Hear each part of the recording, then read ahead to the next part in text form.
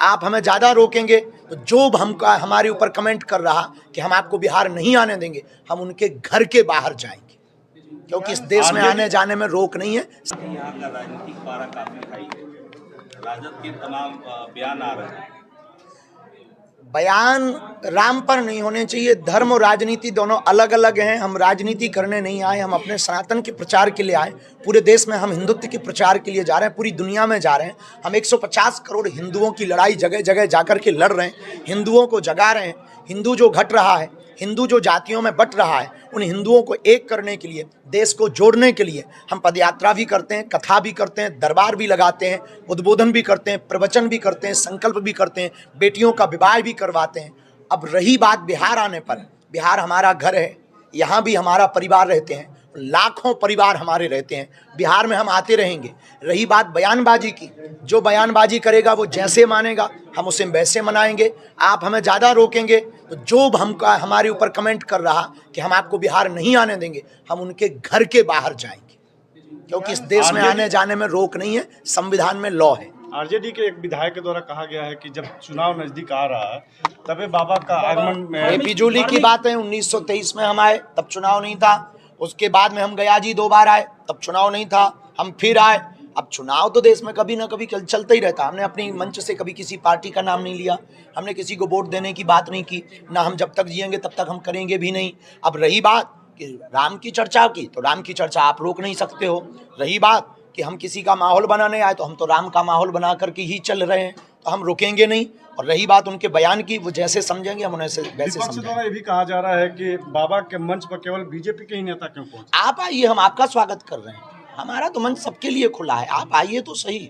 हम तो सबके लिए हैं, हमने ऐसा कोई बोर्ड नहीं लगा रखा, सेवादारों को ऐसा नहीं बोल रखा, शिष्यों को ऐसा नहीं बोल रखा। हम सबके हैं, गुरु सबका होता है, कथा सबकी होती है।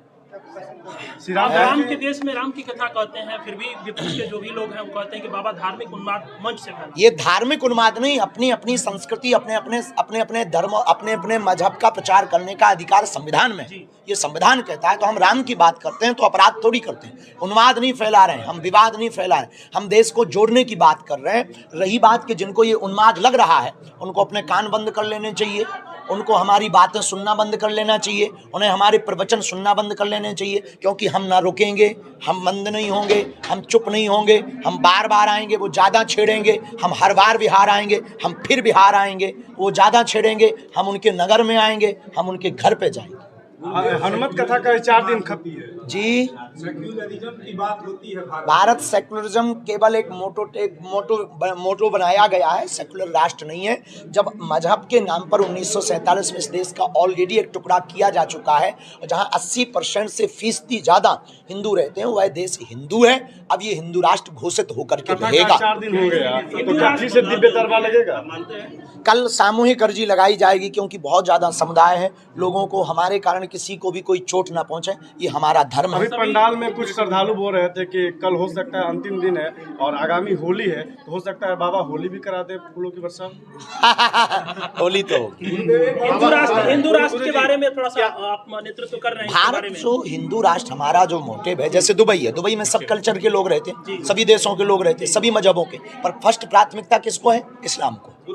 तो हम चाहते हैं 65 से ज़्यादा देश जब इस्लामिक हैं, 95 से ज़्यादा देश जब ईसाई हैं, इजराइल एक ऐसा देश है जहां यहूदियों के लिए व्यवस्था है, एक देश ऐसा है जिसमें बौद्धों के लिए व्यवस्था है, तो 150 करोड़ से ज़्यादा पूरी दुनिया में हिंदू रहते हैं, उनके लिए एक ज़मीन फिक्स तो हो, वो भारत है, क्योंकि यहीं सबसे ज़्यादा रहते हैं, तो हिंदुस्तान ही हिंदू राष्ट्र बन सकता है। गुरुजी, कल का नया इतिहास बना है गोपालगंज में।